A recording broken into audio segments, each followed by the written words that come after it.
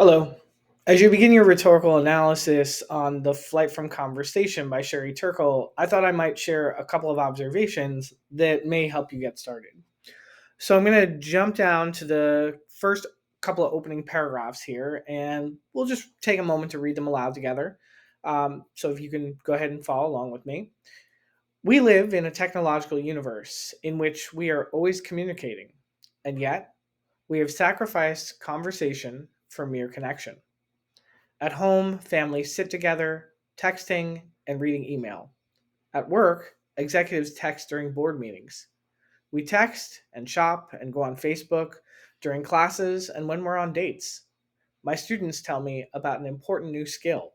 It involves maintaining eye contact with someone while you text someone else. It's hard, but it can be done. All right, a couple of interesting things that I think Turkle is doing right off the jump here.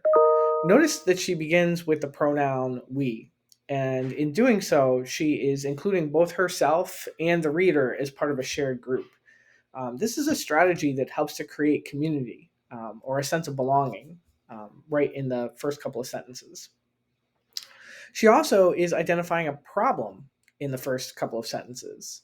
The problem being that there is a difference between conversation and connection, and that we have connection perhaps instead of conversation. So she's setting up a dichotomy or a contrast in just those first couple of sentences.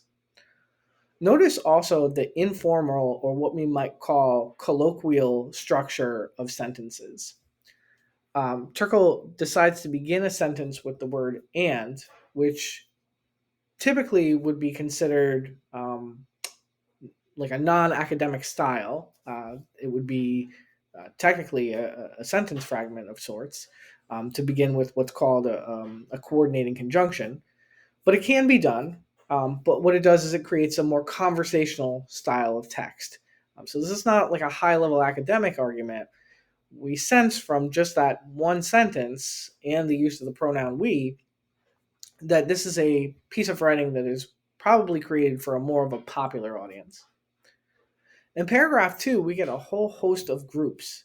We get families, we get corporate executives, we get students. And so, again, this gives us the sense that this particular piece of writing is written for a broad or popular audience. Turkle is inviting many groups to see themselves as part of this conversation. As you continue reading the essay, pay attention to some of these choices that the writer makes because they are informed by who she is writing for, right, her audience, as well as what is the purpose of her writing.